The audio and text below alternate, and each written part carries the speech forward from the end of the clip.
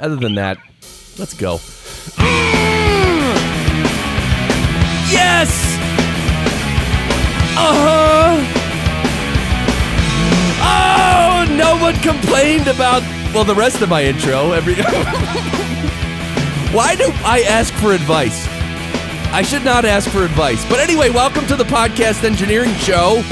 You know, this is a show where we talk about the technical production of podcasts in terms of audio production. I produce podcasts for a bunch of companies, and I also run Podcast Engineering School, which teaches people how to produce podcasts professionally. If you implement the best of what you learn here, your podcasts will sound a lot better, and you'll spend less time producing them. And, of course, Barry is with me. You already heard his voice. He's over there. He's reading the paper. He's eating a bagel, I think. The next Podcast Engineering School semester starts January 14th of 2020. So there's a lot of time to sign up for that. And there's all kinds of information at the website, podcastengineeringschool.com. So, Andrew Gelina's here. He's the host of Underserved. It's a podcast aimed at the tech industry. You're also the CEO of a software consulting firm, Syrinx, and that's in Massachusetts. You live in Massachusetts? Yes, sir. Right down near Cape Cod. This is so funny. This is combining your two bio bullet points. I just finished last night listening to, now I'm going to forget the name of it, Aaron Mahnke's show about the Salem witch trials. Okay. It's called... That's one of our tourist attractions here. It's called Unobscured. There you go. Anyway, it's that's a tourist attraction. I'll tell you what, I never knew the whole story of the Salem witch trials and stuff. That's crazy. Yeah, happened just north of Boston. A lot of people do make the trek up there. They have some museums and tours and stuff to show you around. It's like there's 3 or 4 young teenage girls who were sort of having convulsions and acting like they were being attacked by the spectral beings, and then blaming it, like literally naming people, pointing at different people, saying, "That's you, you're doing this," and then they literally hung those people. Yeah, a lot of crazy stuff. Or they'd throw them in the river, and if you drowned, you were innocent, and if you floated, you were guilty. Oh, God.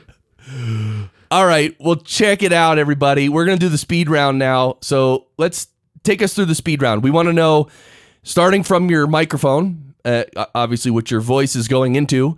From there, tell us all the equipment, all the signal flow, where is the signal going, all the way to it gets to the computer, and then even with mixing and stuff, just overview, whatever software you use and where you upload it to and all that. Sure. So, on the host mic, I have the venerated Shure SM7B, which I have a love-hate relationship with. For the guest mics, I have SM58s because everyone should feel like a rock star. They're so popular on stage. All of those go through cloud lifters. The SM7B also goes through a DBX 286S because it needs so much gain.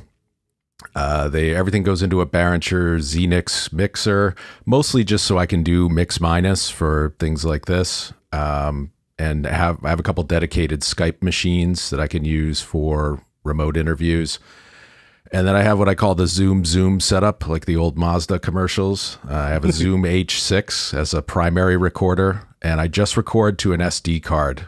I'm a software guy. I've been programming since I was 11 years old and, involved in the software industry now, but I don't like software for real-time stuff. It's just, it's too easy for something to glitch or not record or something to just happen. So I like to stay analog and hardware right up to recording time.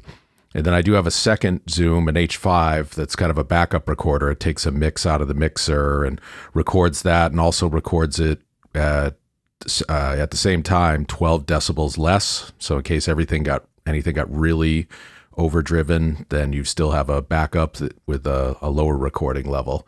Nice. And then from there, I will eject an SD card, bring it over to my computer in the next room. Windows PC, I got 4 monitors on, makes it easier, and load that into Reaper. So in there, can kind of go through the whole process later, but then basically doing all of my mixing, mastering, everything, outputting a WAV file, which then I got a little script that kind of watches the directory. And when the WAV file comes through, it'll then automatically turn it into an MP3 and add some ID tags and so forth. So I might have gone a little over 60 seconds, but I got it in pretty quickly. No, that's good. And you do, yeah, that's pretty cool that when you move the file, the final WAV file to a certain folder, it automatically converts it to an MP3 and tags it and all that?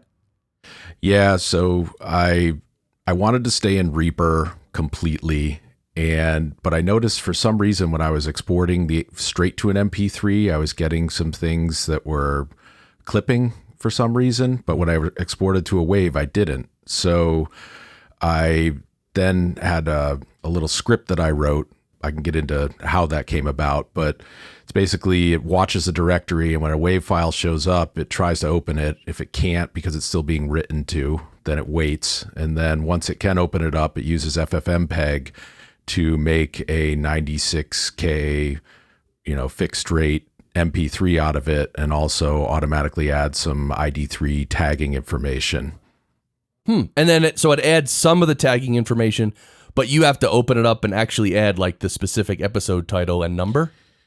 Yeah, I cheat that because Libsyn will do that for you. Oh. And it'll overwrite some of your ID3 tags. So when I'm uploading it to Libsyn later for distribution, I do check the little box to say, yeah, use the information from in here to update the ID3 tags.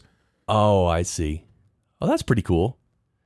So then did you ever download your MP3 from Libsyn and open it up and look at exactly the tag information? But I'm sure it's exactly what you wanted, right?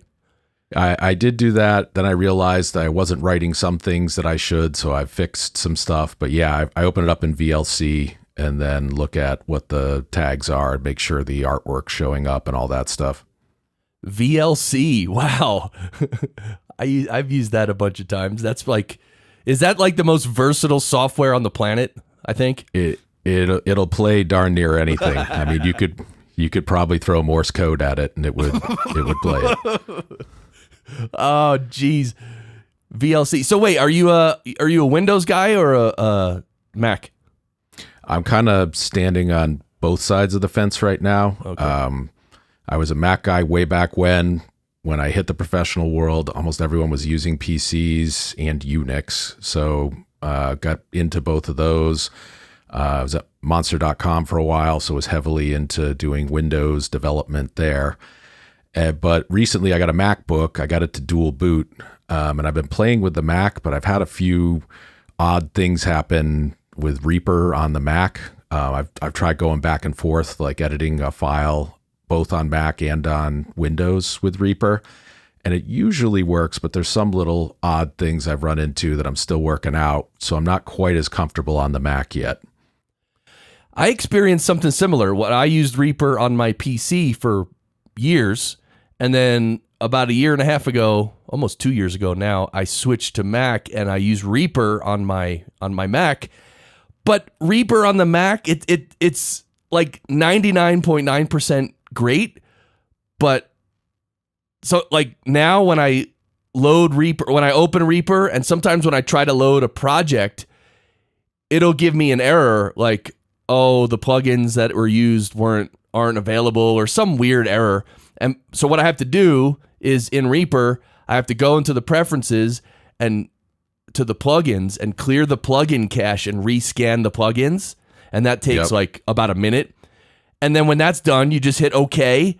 And then I can load any project I want and everything works fine. So now I'm actually in the bad habit, and I don't know why, but it's a Mac thing with Reaper. Now every time I open Reaper, I literally rescan for all the plugins and then open a project. And then it works fine. So yeah, so I share a configuration file. You can export Reaper's configuration, and so I share that between the Mac and the PC, and I found that I had to add paths to find plugins on both, so that no matter which platform I opened it on, it would be able to find the plugins, and it needed to be able to find the VST and VST3 ones, even on the Mac. And once I did that, then it would open up without complaining about plugins being missing. Interesting. So, okay, so let's get into your, wow, your SM7B. you have a love-hate relationship. Why? And by the way, Andrew Scott is listening, by the way, from Podcastage. So he's an SM7B lover. Yeah, a lot of folks on your show have used it. And in fact, I picked up that the double gain trick from, I think 2 of your previous guests have said, I run through a cloud lifter and then I run through a DBX 286S in order to get enough gain out of it. And if you look on the Shure website, they'll tell you that for vocal applications like spoken word, it is at least 60 decibels of gain that you need. And so you figure the cloud lifter's giving you 25 and the DBX will give you 45 clean. You know, if you crank it up past that, you start getting hiss. Right. But then you can obscure the hiss if you're using the compression on the DBX 286S. You don't notice it because when things are silent, you don't hear anything. But then it'll actually print hiss onto your voice in the WAV file. I found that out by hitting bypass on the DBX 286S and bypassing all the effects. And I found, oh, shoot, I was turning up the gain too high there. I ended up having to turn it back down. But once that all worked out, I do like the way it sounds. I do like my voice on it in particular. But yeah, it's been a bit of a battle. And, you know, one thing I just came to mind, and I've mentioned this before, but the SM7B, yes, it needs more gain than other mics. And one other factor that's pretty major in terms of, you know, various people using the SM7B and getting a nice, strong, healthy recording level is the loudness of the person's voice. Because last week on the Daily Goody episode that I did, I used the SM7B going through the Focusrite. And see, me, I like to get really close to my mic, and I speak with a louder voice than average, I think, louder than average. And so for my louder voice right up near the microphone, I was actually able to plug the SM7B right into my Focusrite 2i2 3rd gen, and I had the gain at about 4 p.m. or 3:30 p.m., you know, almost not quite all the way up, but getting close to all the way up. And that was okay. That was an okay. It was still slightly low, but it was close enough where I could, you know, obviously fix it later. But I think, you know, the level of people's voices actually makes a difference, and the proximity to the microphone. See, you sound like a nice, chill, relaxed guy, you know. Yeah, baby. Oh, yeah. That's what kind of voice you have. I'm a little more, I don't know, boisterous sounding. Yeah, I'm a Barry in training. Yeah, oh yeah. Man. So anyway, that has to do with the gain. You know, listeners should understand that you know, the gain that goes through your mic depends a lot on the voice and how close the voice is to the mic. Yeah, so I pulled the stuff into Reaper from there, and then I do have a kind of whole array of plugins. You want me to talk about those? Well, let's not get there yet. So you said you have a bunch of SM58s, and so you're doing in-person sessions, right? Yeah, whenever possible. It's just easier to make it sound good. So yeah, we have people into the studio. We've taken a room in our office and sound treated it, and you know, got as much noise out of it as we can, and you know, put down moving blankets on the desk and made it pretty acoustically dead. So you get a little bit of, you know, mic bleed from track to track when you're recording 3 or 4 people in here, but not much. Not that you can't handle later on easily. Oh, that's cool. I'd love to see a picture of that. You sent me pictures of your studio, right? Yeah, you should have one in there. I got a couple more. Yeah. No, if you sent one, that's great. And so, yeah, that's great. And so, yeah, and that's yet another situation where if you have 3 or 4 people in the same room, again, everyone being really close to their microphone solves many problems. It really does. Do you encourage everyone to get right up on that mic? Yeah, I try to get them to sit down, get comfortable, and then I'll actually move the boom towards them and say, yeah, you want to feel like you're taking a bite out of it. And they all have headphones on too. I have a little headphone amp, and everyone gets their own set of headphones. So they tend to kind of learn pretty quickly that they have to stay close to it in order to stay loud enough in their own ears. Right. Yeah, that's good. I love that. You get them comfortable, then move the mic right next to their face and then say, don't move ever. Unless you have to sneeze or something or cough. All right, so you're using the cloud lifter, and I just realized that because of the order I'm recording episodes, I thought the last episode I recorded actually came out like a month and a half before this episode. So anyway, I'm all messed up. But anyway, so I'm going to try the cloud lifter next episode, which will have been in the past already. So it gets confusing. And then you're using the DBX 286S. Now on that unit it's a nice unit, and it has all kinds of different processors. It has compression, it has a gate, it has some, EQ type processing that you can do. What exactly are you using on your 286S? So from left to right, definitely using the gain, as I said, not using the de-esser or the compressor at all on there. Okay. But I do have a tiny bit of the higher end enhancer turned up to we'll call that 1.5. Okay. And then I do use the expander gate a little bit. I think I have it to we'll call it -32 on the decibel dial. And on the then threshold, yeah. Yeah, and then I would say maybe 1.75 on the ratio. Just enough to kind of push down any stuff that's hanging around in between talking. Okay, yeah, and so I'm sure you've done a bunch of testing because one thing in audio production that can be dangerous is when you use a gate to tape, like before you actually record the signal. Because if your gate, like if the attack time is not set right or the threshold's not set right, it can actually sort of chop off the beginning of some words and some syllables. So yeah, as long as you get your settings right and test it a lot, and then write down your settings so you make sure next time you can, set it right back the way it was, then you should be good. I know gate to tape can be a little risky. So what I did was we would run meetings for our company in here, and I would just say, okay, we're coming into this room, we're going to record the meeting. And I would try a bunch of things and see how the guest mic sounded, see how I sounded, make sure I wasn't clipping myself, bounce the wave files over to Reaper, load them with my default effects on them and everything. And yeah, it took quite a few iterations to get to where I was happy with it. That's cool. That's a great scenario to test it. That's perfect. It's great. I'm happy to hear that. So you're also using the Behringer mixer, and you say mostly for just the mix minuses. Oh, because you have 2 dedicated Skype machines. Yeah, well, that's cool. So, okay, so you actually have 2 other computers, 2 separate computers each that you can connect with people on Skype, right? Yes, I have a older Windows laptop, and then my MacBook now is also set up. That's what I'm using now, taking a little risk. Why is the MacBook a risk? I haven't mastered the sound stuff on it, and it does, like right now when I tried to connect here, I've told the computer, yes, use this USB audio device for everything, but right. Chrome is ignoring that, and it came out through my speakers. So then I changed my plug and took my headphone plug and plugged it in so that I'd be able to hear you.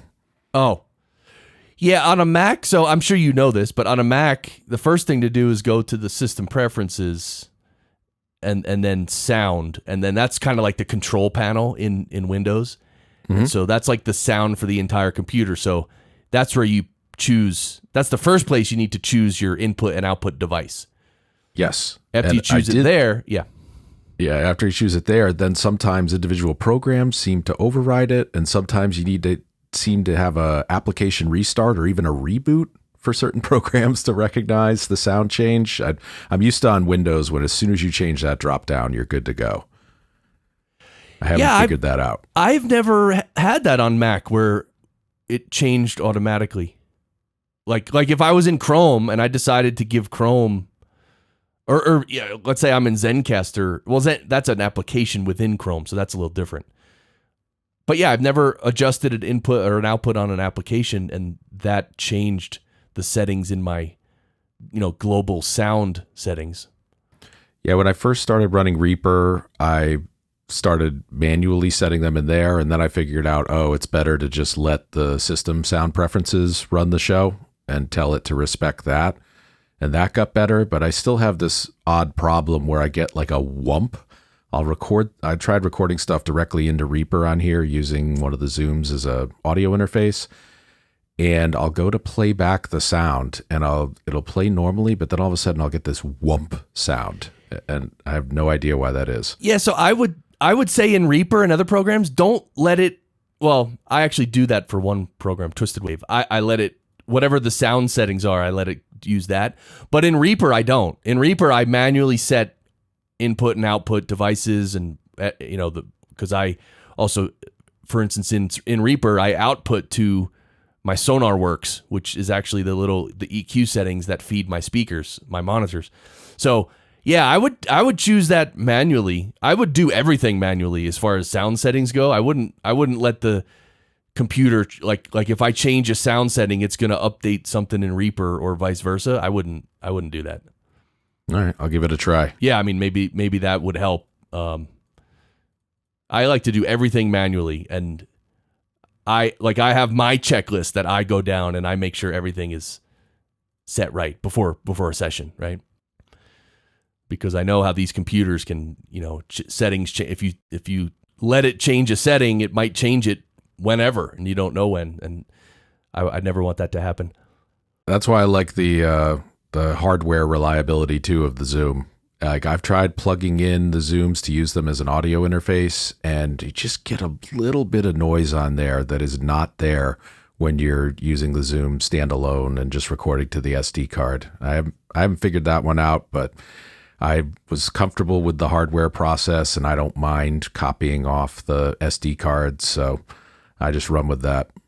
Yeah, and also apparently with the Zoom stuff, you cannot use it simultaneously as a recorder and an interface. Yeah, that's the one thing that made me think about maybe bucking up for a Mix Pre 6 one day. Yep. But I'll tell you, but obviously, as you know, just recording locally right to hardware is a safe bet, because it's very rare that, especially a Zoom H6 type of a recorder, it's very rare for that to fail. Although I will say, I just saw earlier this morning, before recording this, a very prominent person in the podcasting space, posted that, I think this was in a private community, but posted that during a recording session, their Rodecaster Pro actually locked up. So that's the first time I've heard that, but it just goes to show that no hardware is perfect and invincible. But I would say that a Zoom H6 is probably a lot more reliable than a Rodecaster Pro, because the Rodecaster Pro has a lot of stuff going on, and they're using the little tiny card, and you know what I mean? Like it's newer.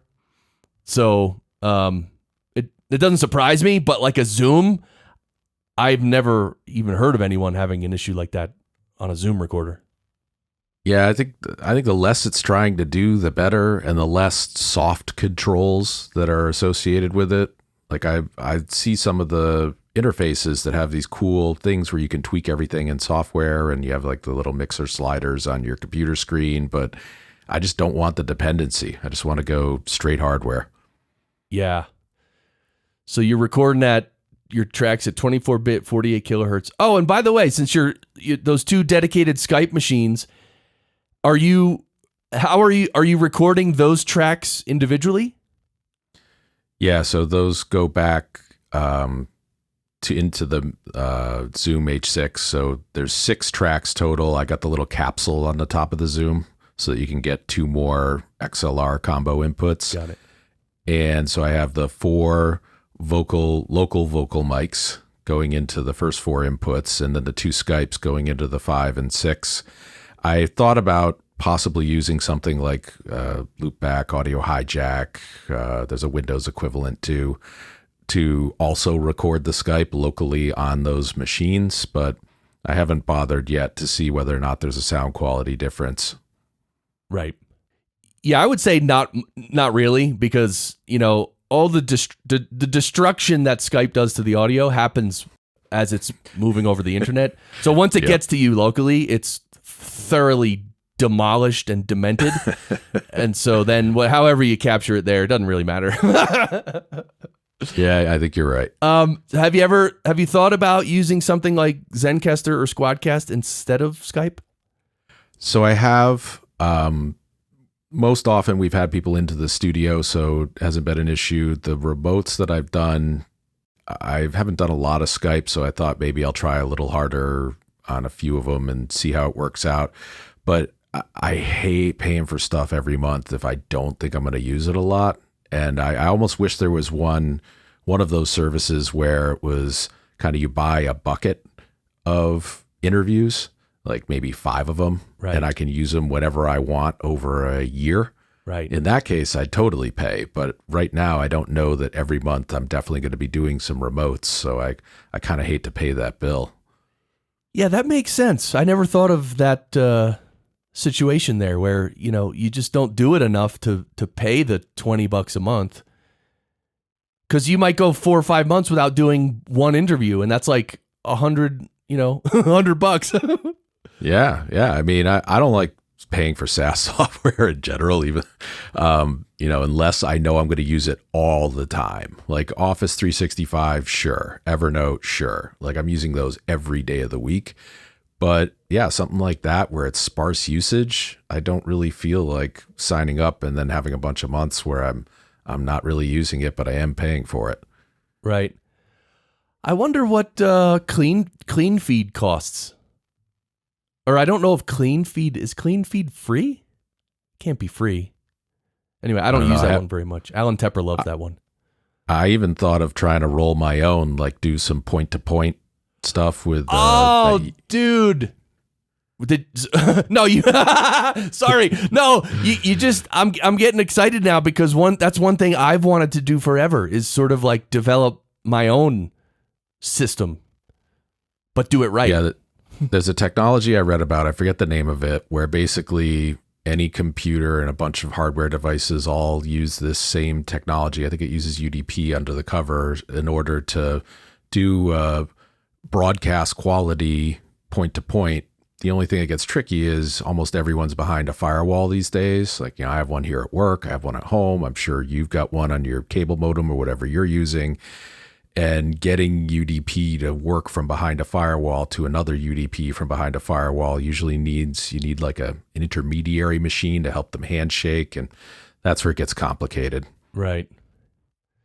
Yeah, I know it's not straightforward because I've been, we're talking and working with the guys from Squadcast and Zencastr for years about, how they're doing updates and how it works through Chrome. And there's so many variables. And of course, everything that's used through Chrome. I mean, Chrome is great because these guys, Zencastr and Squadcast and the others can, easily manipulate Chrome. Not manipulate it, but program stuff to be used in Chrome successfully.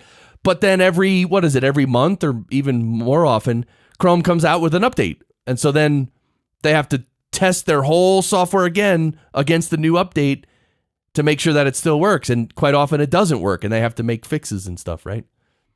Yeah, it's a double-edged sword because if you develop for Chrome and you do it right, then you just did a deployment now to Mac, Windows, maybe even Android phones too, all in one fell swoop. That's nice. But like you said, you're at the mercy of, an API update coming out as part of a Chrome update and boom, your stuff breaks. Right. So anyway, you're using Skype and are you happy with Skype?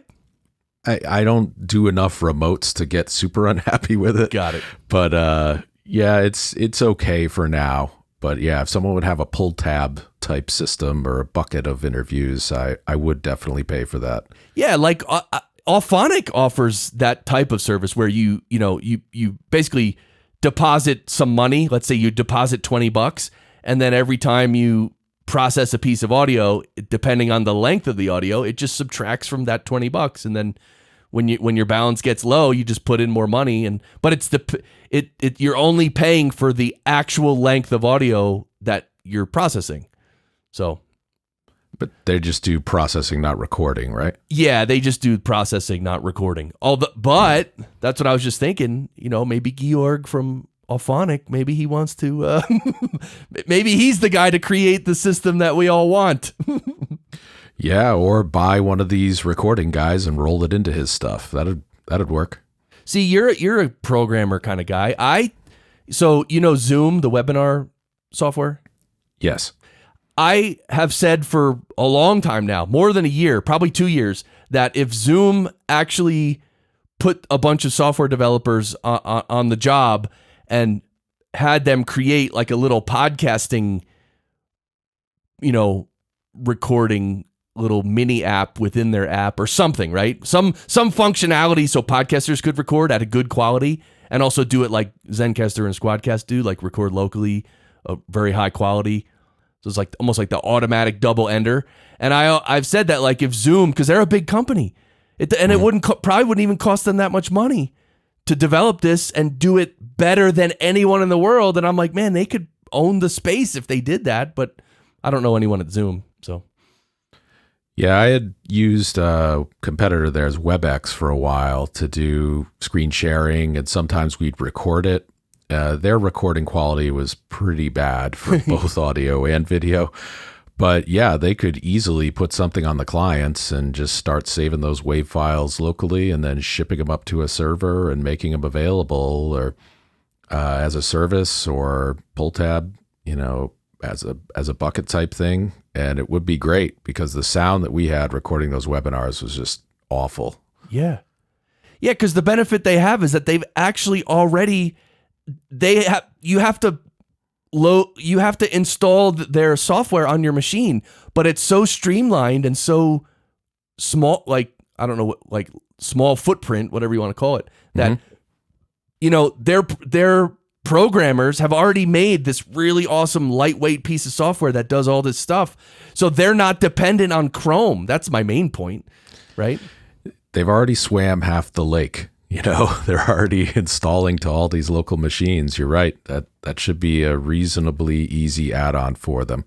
Dude, I'm telling you, and I could be a consultant to them and they could pay me lots of money. Right, Andrew? This all sounds good.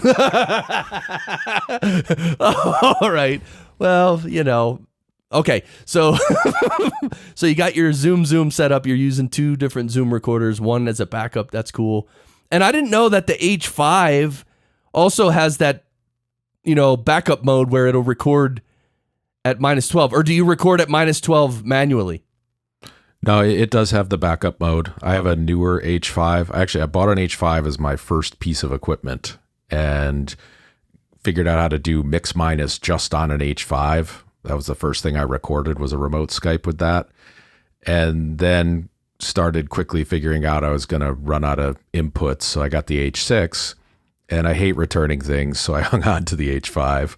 And then I said, I should put this to use somehow, and then figured out that the stereo input and the backup recording of the -12 dB was a good thing to use that for, just in case. Right. Yeah, so if you're listening and you're not sure what that means, a really cool feature that Zoom offers, apparently on the H5 and on the H6, is it'll record whatever signal you send to it, it'll record it at its normal level, but it'll also simultaneously and additionally record the same signal, but 12 dB lower. And that's in case someone screams into the mic or there's any loudness that clips on the normal recording. On the -12 dB backup recording, there's plenty of headroom. It won't clip. And then you could just use that instead of the ruined audio. Pretty cool. Yeah, I thankfully, knock on wood, haven't had to use it yet, but I'm glad it's there just in case. Yeah, that's like so much stuff in professional audio production. We do a lot of stuff that normal people are like, well, why do you do that? Like, why do you back up your files to two or three different places? Why not just have one hard drive and back everything up? Or why are you recording, like me right now? I'm recording an audio hijack. We're recording this conversation over Zencastr, and I'm also recording all our tracks on locally with my Mix Pre 6. Why? That's overkill. Because you've gotten burned. That's the thing. It's like you, as a professional, I never want to do a session with my clients and then afterwards be like, I'm sorry, we actually lost the recording. We have to do the interview again. Like, if I ever have to do that, I would literally feel like quitting the business. But of course I wouldn't. But anyway, that's why I record a bunch of backups, right? Jeez. So speaking of backups, one thing I forgot to mention in the speed round was Backblaze. I've heard you mention it on a previous episode. I really, really like them. They, for about $5 a month per computer, they give you unlimited backup space. So I have terabytes going up there, and as soon as I copy things off the SD card onto my PC, Backblaze is recognizing that there's something new and is shipping it up to the cloud. And I've had to use those backups maybe only 2 or 3 times in the 5+ years we've been a customer, but it was invaluable the times that I did. And so when you upload new stuff, like, well, obviously you said there's no limit for, the capacity of the storage capacity, but it'll keep all your old files. So even if you delete the file off your local computer, it'll still remain up there with Backblaze? Yeah, it stays up there for X amount of time, and it can keep X amount of versions as well. So you can use it for a primitive version control if you want, but I usually use it just for, hard drive failed or something got overwritten or something like that to pull back yesterday's, or you can give it a date range, like show me everything that's changed since the beginning of the month, give me all that. And they'll either give you a giant zip file that you can download with the help of their little tool that they give you, or if it's really big stuff and you don't feel like doing that, they can send you a USB stick or a hard drive for, I want to call it $100. Oh, wow. That is pretty cool. But when you said they leave the files up there for X amount of time, like you decide what X is, right? Yeah, I think stuff will lag for a month, even if you've deleted it. I'd have to double check. Oh, I see. Yeah. So that's $5 a month, and it sort of mirrors your local computer. I get it. Mm-hmm. Got it.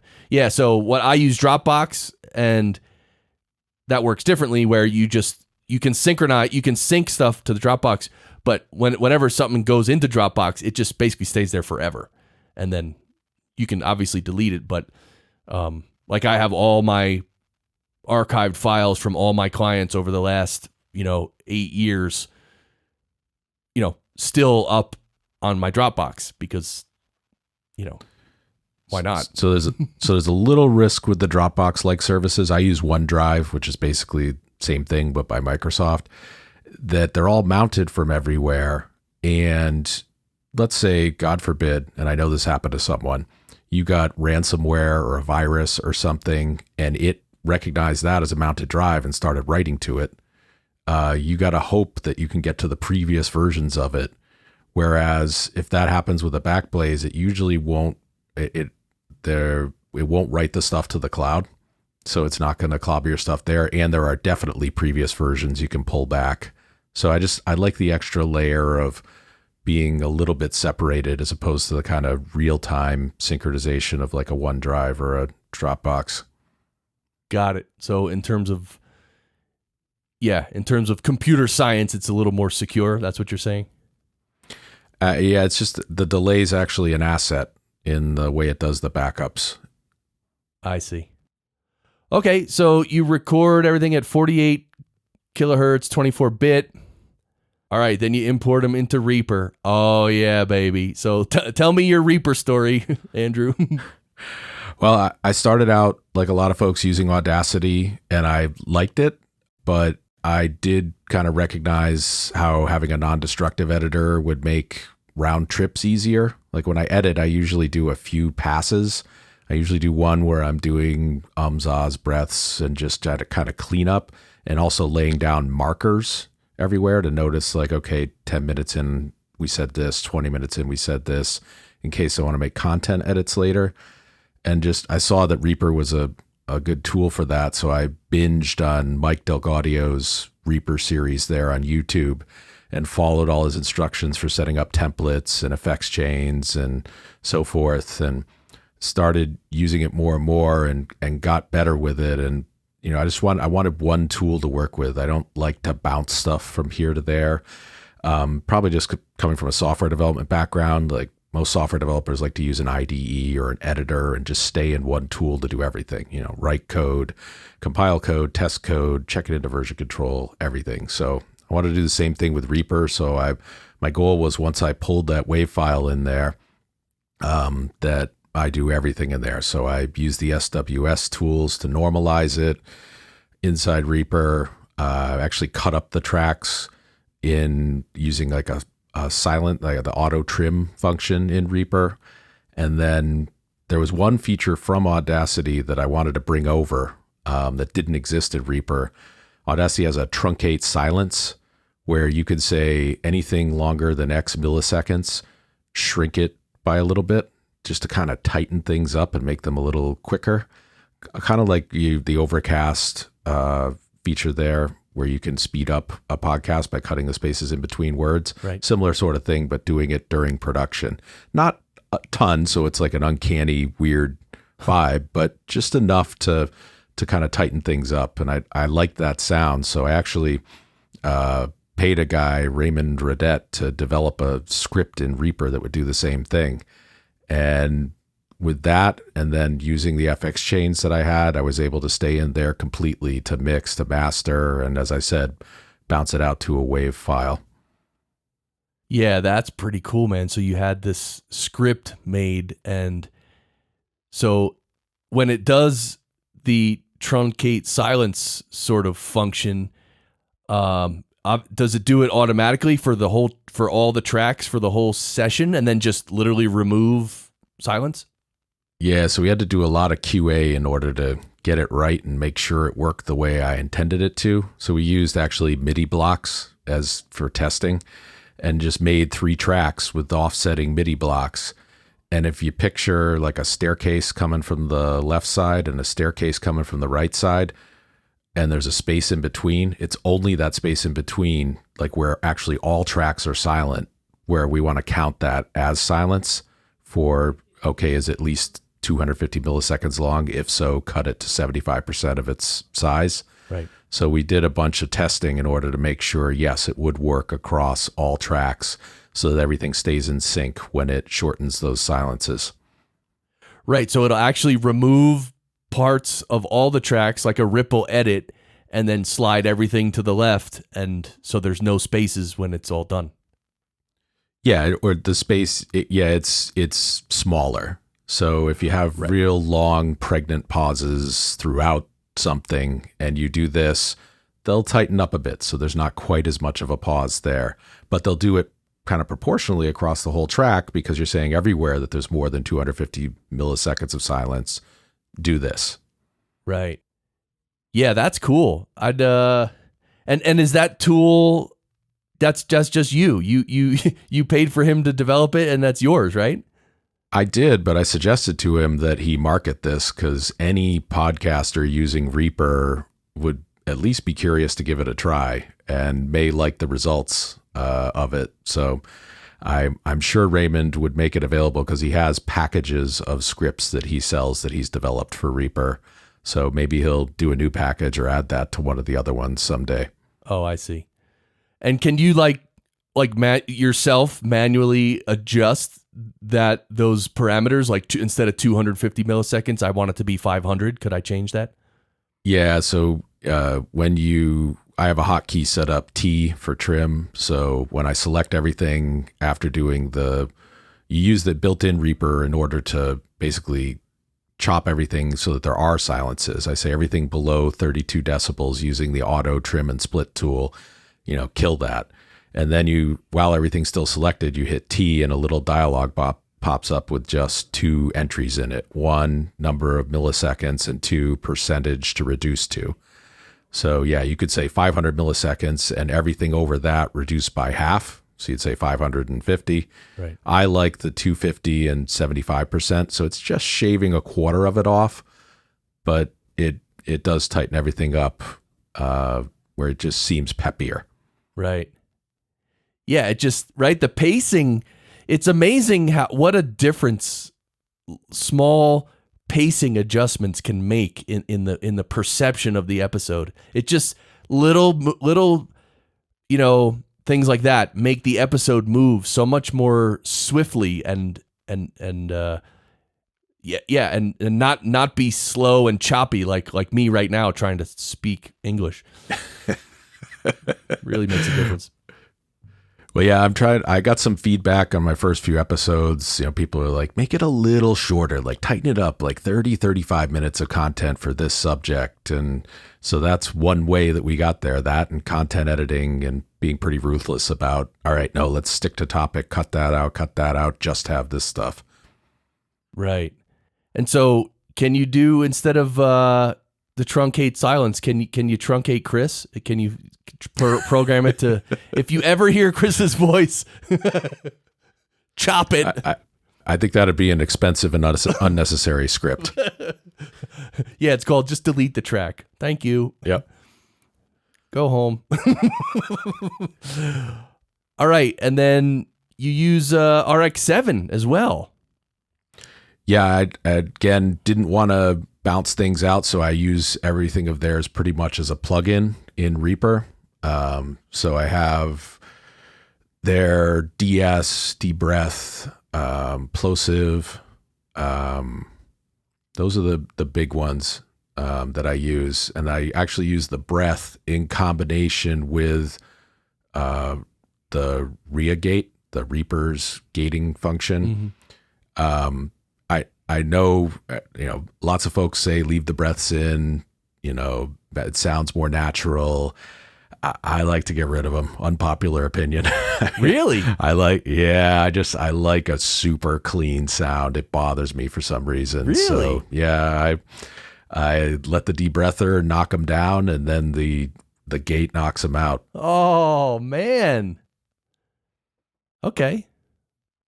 Yeah, well, yeah. So you are that is the minority opinion there, but hey, it's totally cool if that's the way you want to produce it. That's good. Certainly makes it a lot cleaner, but yeah, I use a couple other plugins. One that I'm really a big fan of. Have you seen the Sonable Smart EQ? I did. I saw that. Yeah, I haven't tried it, and I didn't buy it, obviously. Yeah, it's I don't have anywhere near the audio engineering chops that you and a lot of your guests have. So EQing was something where it was really hit or miss for me. But this, you can put on a track and just say learn and play it 1 minute of that track soloing someone's voice, and it starts tweaking, and you can hear it in your headphones while it's doing it, and it gets better and better and better, and then it freezes and says, okay, this is good for this track. So I do that once for each track when I pull them in, and then forget about it, and I like the way it sounds.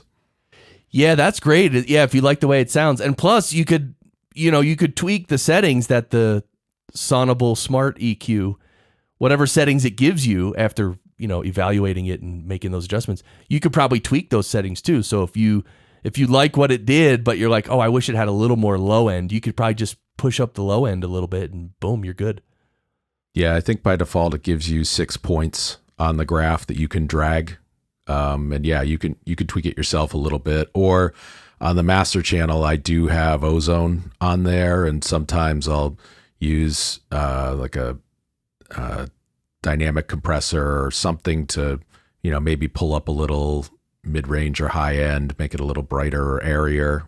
But I do that on the master channel, usually not the individual tracks. Right, and that Sonable Smart EQ sounds like it does, like Isotope has Neutron 3, and also Neutron 2 does it, but that it does a very similar thing where it'll evaluate the entire track. Well, not the entire track. You just play the track, and it'll evaluate the sound and make all those adjustments, including. But that one, Neutron 3, it's not just EQ. It's actually like compression and saturation and all it, like a bunch of different things. So it's pretty cool. I like those. I like what a lot of these plugin companies are doing in terms of, scanning and automatically adjusting things, because it's good. It's a good it usually helps people get started. Like a lot of people, especially if they're not a trained audio engineer, it's hard to know where to start. Like, okay, I want to EQ this voice. Well, what do I do? And, you can learn that obviously, but these programs that are smart, they're really good. But what I would just caution everyone is take what they do and don't be afraid to tweak it a little, because I've tried this a bunch of times and I've never heard one that absolutely just nailed it perfectly like the first time, because it's just, the machine learning and the intelligence of these plugins, it's great, but it's not, it cannot compare to your ears. So that's why you use your ears, you use the plugin, then use your ears, and then it'll be great. That's my opinion. Yeah, and I like your tip that you gave in another episode where when you do tweak something, tweak it far, maybe too far, tweak it to where you like it, and then dial it back from there to even less. Right. Yep. There you go. You got to mess around, man. That's like half the...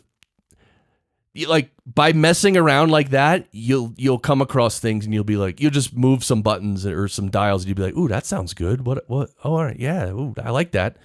And that's part of engineering, believe it or not. It sounds kind of stupid, but it's not. I mean, you're not just blindly tweaking knobs and waiting for something magical to happen, but by pushing the limits and going too far and all that, that's how you learn and how you can dial it in. Yeah, I think a guy whose videos I watch on YouTube, I'm forgetting his name right now, but he does a bunch of good videos. I think he's from Belgium. I think he did a video on the Sonable Smart EQ, and I wanted to try it. But all right, but let's move on and talk about the awesome Dugan style auto mixer script. So Dan Dugan, previous guest on this show, he's been around since for the 60s at least. And he came up with the Dugan Auto Mixer, which is used in all these sound devices, hardware, and on location stuff. And it's like an industry, well, I don't want to say standard, but it's well known throughout the industry, the Dugan Auto Mixer. And you're saying there's a script in Reaper that does this? Yeah, well, so it doesn't come stock with Reaper. You have to go to the Reaper forums, but I can give you a link that you can share in the show notes if you want. Cool. But yeah, one enterprising young gentleman had the same problem I did, where, if I'm recording all these mics near each other, they're going to bleed a bit, and some of my voice is going to get on the other track and vice versa, especially with the SM7B. And before I figured out the gating stuff too, it would just... you'd put the tracks together and you just get that hollow, ringy, reverby sound from both of them playing the same sound at once.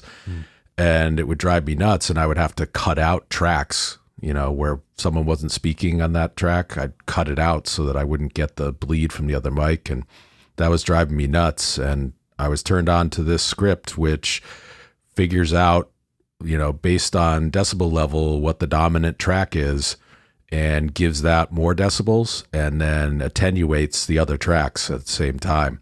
So you add this script as a plugin to each track, and the different instances of the script kind of talk to each other while you're playing, rendering, whatever.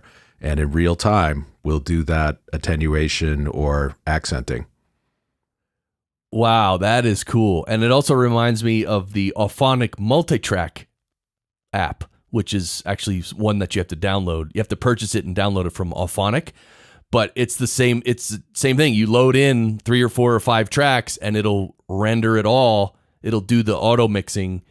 When people aren't talking, it'll mute their track and all that. It'll do the same exact thing.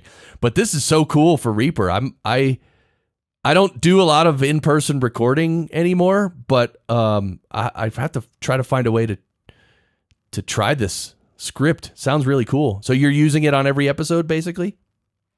Yeah, definitely all the ones that are live here. It makes it so much easier.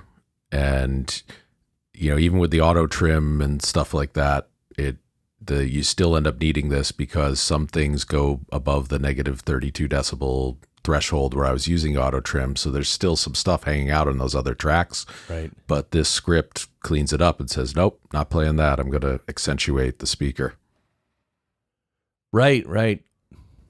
Okay, so on your master channel, you're using Ozone 8, which is cool, and you render it. Well, it says you also use a loudness meter on your. And by the way, I'm reading from your notes you sent me. You, Andrew, have sent me the most comprehensive notes of everything that we can talk about. Better notes than any guest ever, times like 100. So thank you for all that. Well, you're very welcome. Having hosted some podcasts, I'm sympathetic and I try to make it easy. It's great. And I'm just going to literally put this all in the show notes. So if you want to see what Andrew sent me, go look at the show notes. And yes, that's what he sent me. Okay, but you use a loudness meter. Now, is that just a loudness meter in Reaper?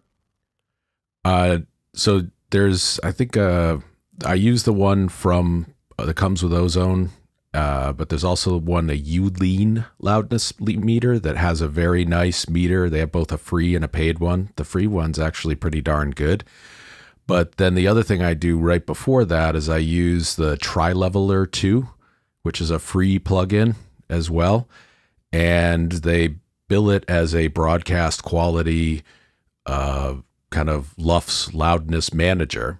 And it has a slow, medium, and fast compressor.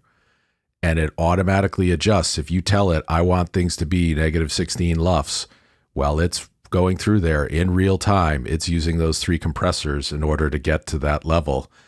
And then I use the loudness meter just to double check it and make sure that it's not, spiking and that it really is averaging that across the whole track.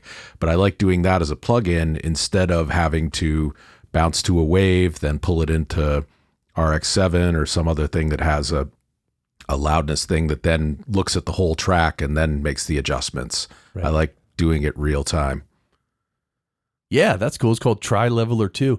That's interesting. Yeah, 3 different modes, fast, medium, and slow. And also, I'm curious too about how much it pulls up. Like there must be some threshold below which it doesn't crank up the volume because like, let's say there is some, let's say everyone does stop talking or like there's a pregnant pause in the conversation and it's just almost silent. Like obviously a plugin like that is going to know that silence is so low that it doesn't need to crank that up to -16 LUFS. So that sort of intelligence in the plugin would be cool to sort of hear and also test for me anyway. But that's cool that you use that. And you also rendered a 48 kilohertz, 24-bit mono wave. So I already mentioned that, but I didn't mention the mono part. So you're rendering everything to mono. And you said you do have some music in your episode. So you don't mind the music being in mono? Yeah, it's maybe 10 seconds of music at the beginning and end, so I'm okay with it. Got it. Yeah, I like music, and here I'll give you another unpopular opinion. I like recorded, produced studio music. I don't really like live stuff. Okay. and I do like it to sound good, but I figure to then have the stereo size on the file and also lose the one ear use case where someone just has one earbud in. Right. I figured, you know what, I'll just leave it mono. 96K. I do master it to -16 LUFS. I know technically it's supposed to be -19, so maybe I'm part of the loudness wars problem, but well, I wait do a second, it to -16. In Reaper, you're setting it to -16. Now, but I wonder if that's measuring the stereo signal in Reaper. Meaning, you're in Reaper, you're mixing, your master fader is a stereo master fader, and if it's receiving any stereo information, like for instance, the music in Reaper is in stereo, right? So if you're leveling your main mix in Reaper to -16 and it's stereo, then when you render it out as mono, it would make it -19 mono. So that's interesting. Maybe you can bring one of your final mixes into RX7 and sort of, or I don't know. Do you have advanced RX7 because that has the loudness module? Yeah, I got standard, and then they get you with the upgrades going on sale, so I actually went all the way to the post-production suite. So cool. Yeah. Which is ozone and everything. Yeah, that's awesome. Yeah. I would pull one of your final even one of your final MP3s. Just throw it into RX7 and scan it with the loudness module and just see. Because that'd be interesting. Because -16 mono that's really loud, and that's so loud that at that point, even if you've used a bunch of compression and limiting already, it's gonna limit it even more, and just it's gonna look like a block on your screen, not like a wave, So, but yeah, I'll have to try that. Yeah, I mean, it's not that it couldn't work, but I'm just saying that's really loud.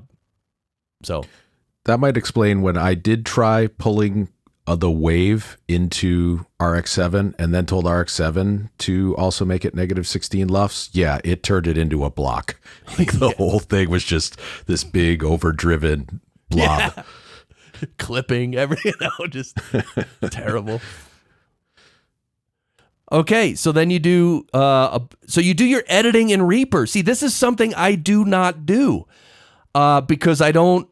For me, I like to make a lot of really fine edits and cut out little lip smacks and do all kinds of little, when I cut out ums, I like to, for instance, when I cut out an a lot of times, instead of just highlighting the and deleting it, I will highlight the and silence it and then remove about 75% of that silence that I just created. So, because anyway, you get the idea that I like to do a lot of really detailed editing, and I can't do that in Reaper. So how detailed do you get in Reaper, and do you like it?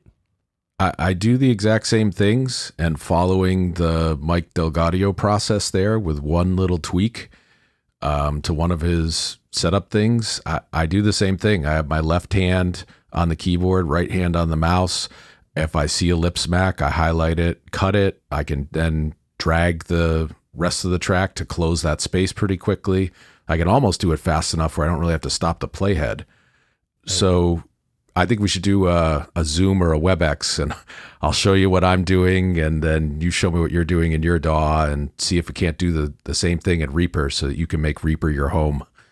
Yeah, that'd be great. And actually that's, I didn't want to mention it, but that's one of the things I'm going to be doing, instead of just doing podcast episodes like this, I am going to start doing more YouTube videos, and then I am going to ask, pretty much all my previous guests over time to meet me on a video call, and so we can share screens, and then we can actually show and tell what we're doing and how things work and all that. So yeah, that'd be great to do, Andrew. All right, well then you upload it to Libsyn, and we skipped the MP3 step there with the Python script. Oh, well, right. So we kind of touched on it earlier, but yeah, go ahead and describe that. So the whole reason I wrote it is because I saw that there was a Python users group in Boston, and there was a meetup that was going to happen at Isotope. And Isotope's in Cambridge. I really wanted to go there. So I'm like, all right, I want to join this users group and go. And they ask you some questions, and they're like, what's the coolest thing you've ever written in Python? And I'm like, I haven't written much in Python. So one afternoon I learned what I needed to and wrote this script. And then I was like, it's actually useful. And so I got to bring that script to the users group and talk to people about how I might modify it, and met some folks at Isotope and got to see their headquarters in Cambridge. So that was really cool. Wow. That's cool.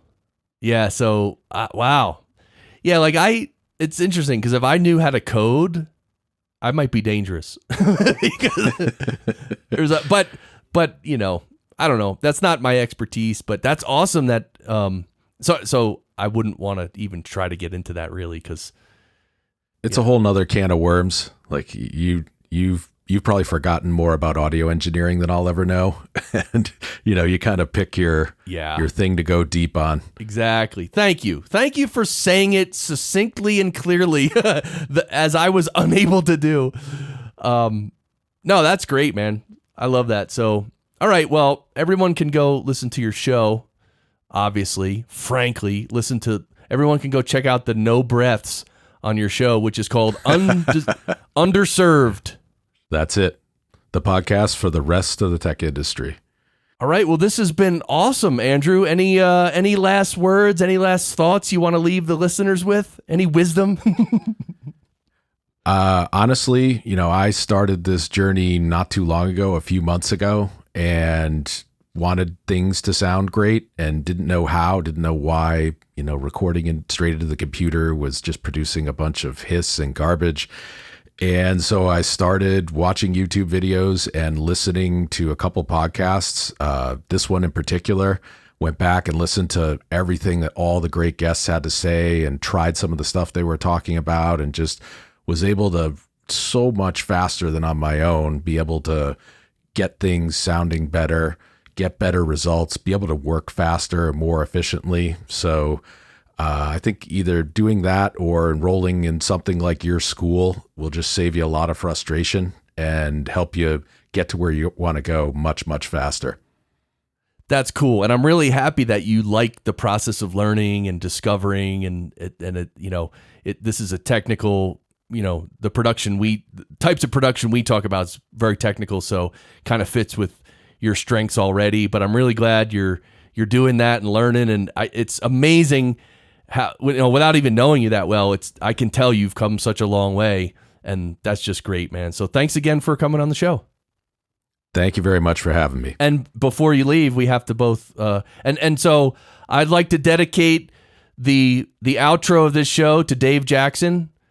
Thank you for telling me that my outro song is overdone and boring, or I forget what you said, but basically the fact that the same song ending the show is just not good. So Dave Jackson, thank you for that feedback. I hope you like the end of this show, because we're going to yell sound great. Oh, don't think we're going to stop doing that, Dave Jackson. Okay. We're going to yell sound great. And you better yell too. Hello. You better yell loud, Dave Jackson. In fact, I want you to go out in your little parking lot there where you live and do one of your little Facebook lives and yell sound great on a Facebook live right now. Wouldn't that be funny? All right. But anyway, so now you could picture, see, in my mind, I'm picturing the music coming in. But anyway, thank you everyone for listening. If you have any questions, let me know. Andrew, we're just going to yell sound great. And thank you for your idea in the beginning. We're going to actually count to 3 and we're all going to yell at the same time. Okay? Got it. You ready? Okay, you're ready. All right, Dave Jackson, you ready? Are you enjoying no music, Dave Jackson? I hope you are, because this is hard for me. This is different. It feels different. I'm uncomfortable. All right. Anyway, let's just yell. Barry, are you ready? Yeah. Oh, yeah. Can I still play Barry clips? Oh my God. All right, here we go. Ready, Andrew? 1, 2, 3. Sound great. Yeah. Oh, yeah. Oh, forget it. Oh, jeez. Dave's going to kill me.